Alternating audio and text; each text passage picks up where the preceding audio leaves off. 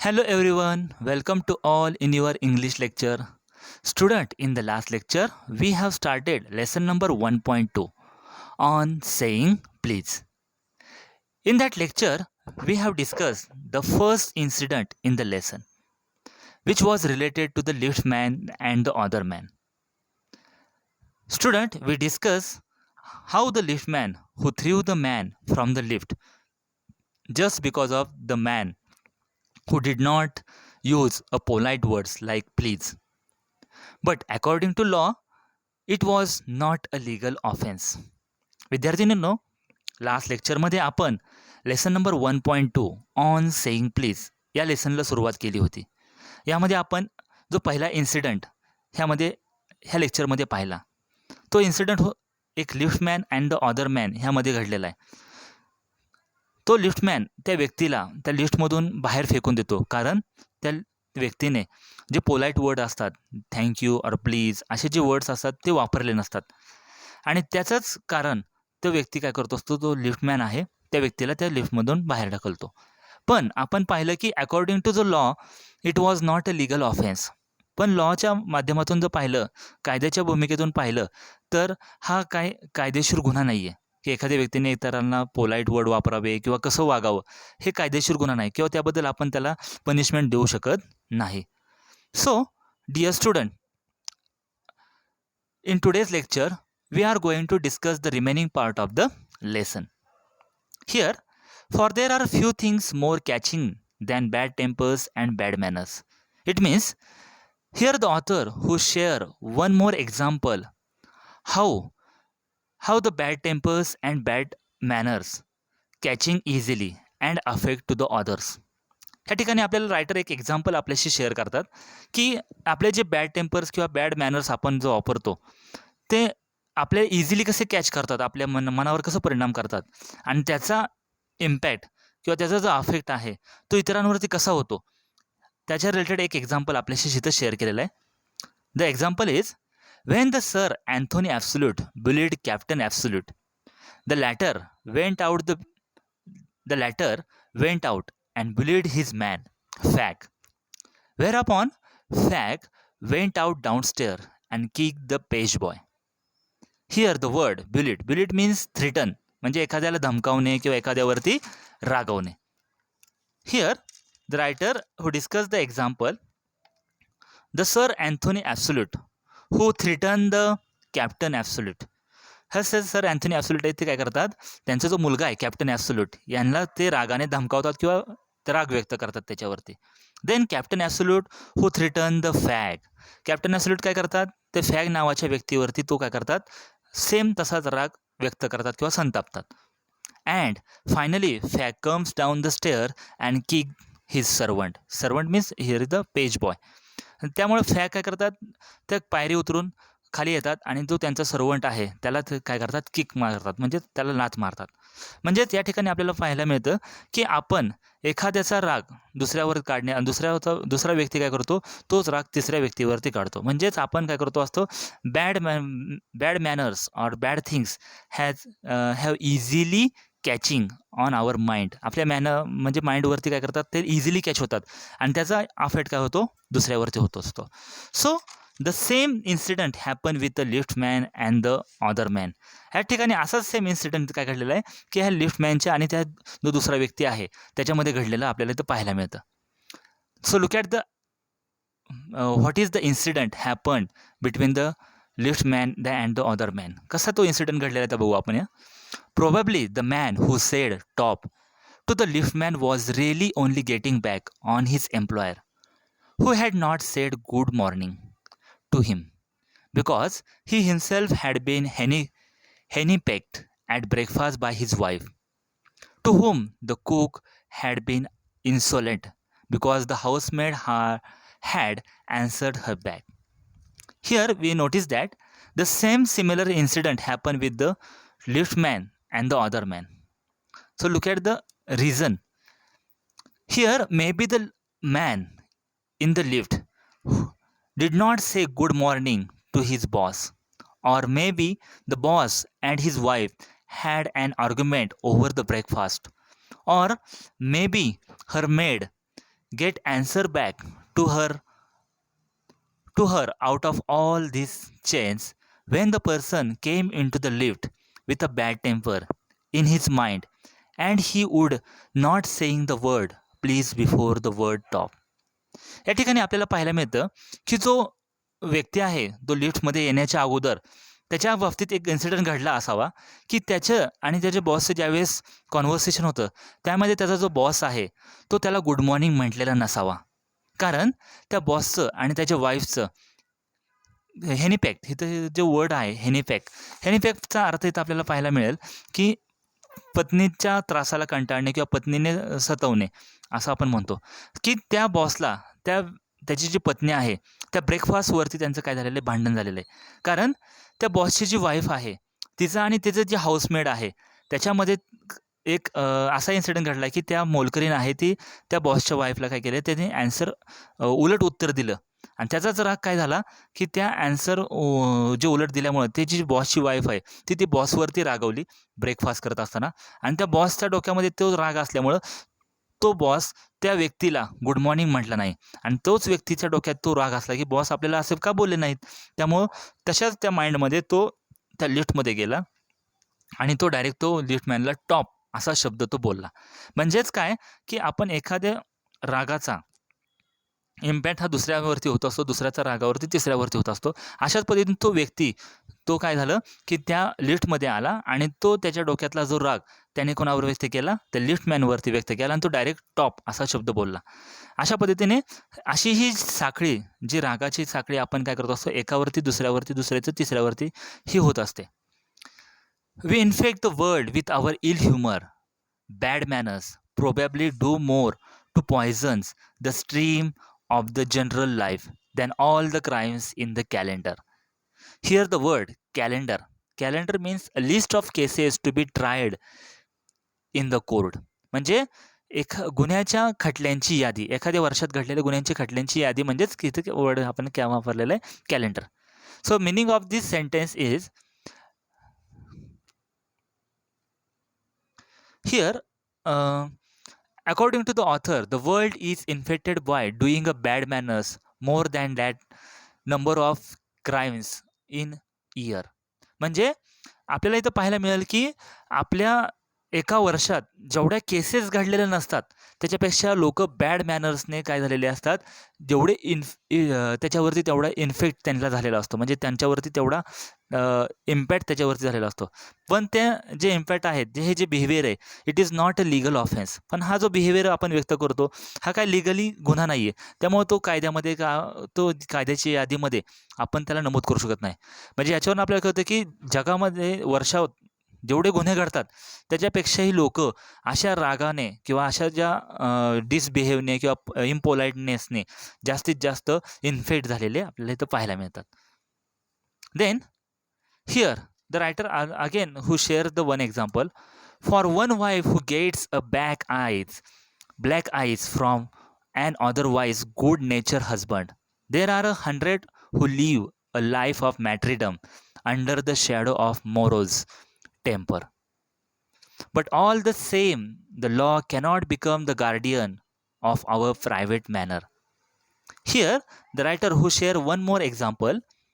If a wife is bitten by her husband and her eyes turn black, there are some wives of our societies who lives in a fear of their husband.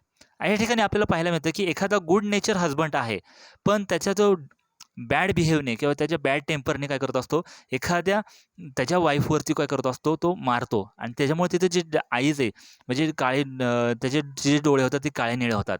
Some others wives in our society they face that kind of life and it does not happen in one house. There are thousands of house our societies affect that bad tempers and the atmosphere in the house become gloomy or nervous. अशा पद्धतीने अशा अनेक स्त्रिया अशा अनेक wife's आपल्या सोसायटीमध्ये पाहायला मिळतात की त्या अशा त्रासाला कंटाळलेल्या आहेत आणि त्यामुळं अशा जे बिहेवियर आहेत ह्याला आपण कोणत्याही हे जे प्रायव्हेट आहे हे जे सगळे according to the author that kinds of life is a worse than a crime. म्हणजे ही जी लाईफ आहे, अशा जे जगणारे जे वाईफ्स आहेत किंवा अशा ज्या स्त्रिया आहेत, ही क्राईमपेक्षाही वेगळं जास्तीत जास्त मोठा गुन्हा आहे. But so the law cannot help or protect you how you live your personal life. म्हणजे आपल्या पर्सनल लाईफमध्ये आपण कसं जगतो आणि आपण काय कोणत्या बॅड टेम्परमध्ये जगतो, ह्याला लॉ आपल्याला प्रोटेक्ट करू शकत नाही किंवा प्रायव्हेट गोष्टीमध्ये आपल्याला लॉ इंटरफिअर करू शकत नाही. Here the word martyrdom. Martyrdom means म्हणजे ज्या स्त्रिया आहेत त्या सहन करण्याची जी त्यांच्याकडे ताकद असते, सहन करणार.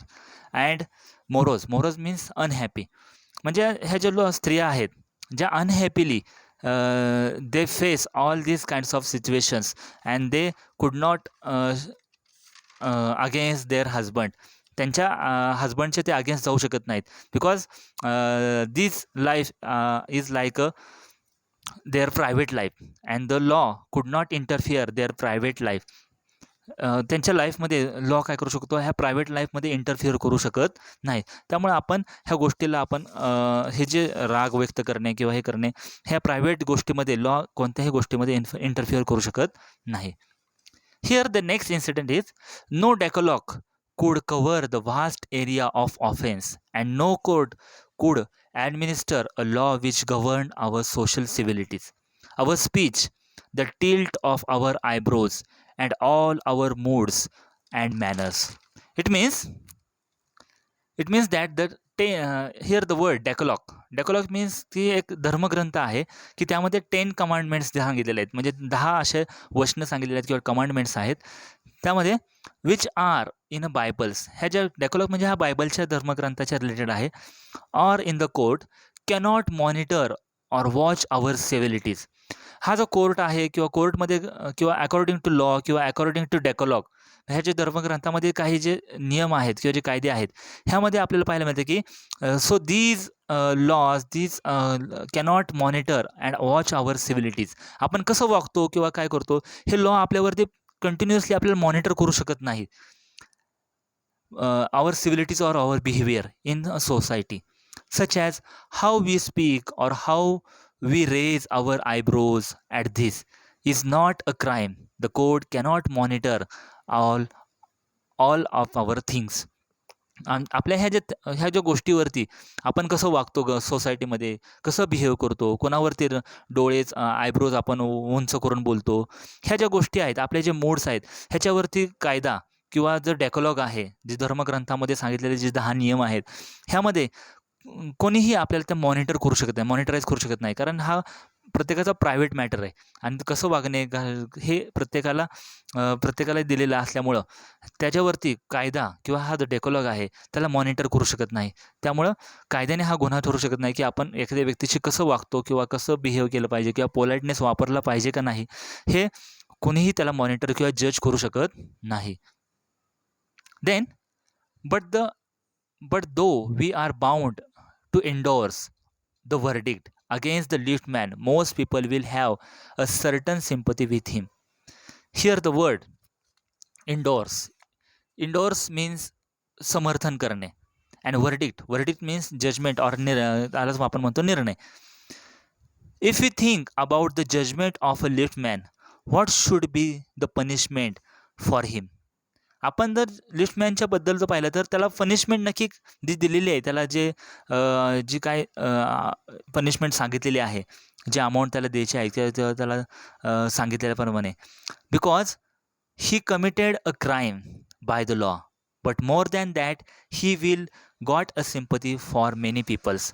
त्याने अकॉर्डिंग टू लॉ जर त्याने काय केलेलं, क्राईम केलं आहे, त्या व्यक्तीला त्याने लिफ्टमधून ढकलून दिलं म्हणजे त्याने काय हातातून क्राईम केलेलं आहे, त्याची त्याला पनिशमेंट मिळणारच आहे, त्याला काही ना काहीतरी त्याला द्यावं लागणार आहे. पण most of the people have a certain sympathy with him. पण अनेक लोकांची त्याला सहानुभूतीसुद्धा त्याला मिळणार आहे, कारण त्याने वागला तो त्याच्या माइंडनुसार तो व्यवस्थित असावा असं लोकांचं म्हणणं आहे. While it is true that there is no law that compel us to say please, there is a social practice much older than, much more sacred than any law which enjoins us to be civil. According to law, it is not compulsory to say please or thank you. But in the old custom of our society, behave politely as a sign of a good citizenship.